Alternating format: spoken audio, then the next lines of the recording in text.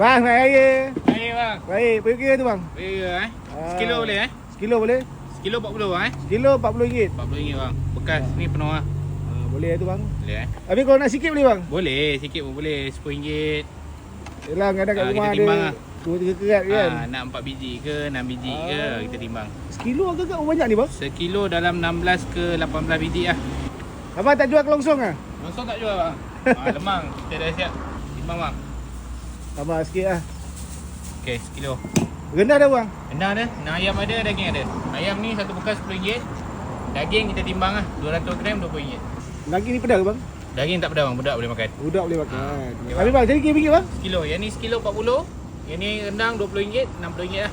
Baik, RM60 total. RM60 total. Buka kau bang. Buka 12 tengah hari sampai 10 malam. Kita berniaga sampai habis Syawal saja. Habis-habis lah. Habis-habis lah. Baik. Yang ni bang. sekilo bang. Boleh makan 5 orang boleh makan lah. Daripada ni, daripada kandang Ha?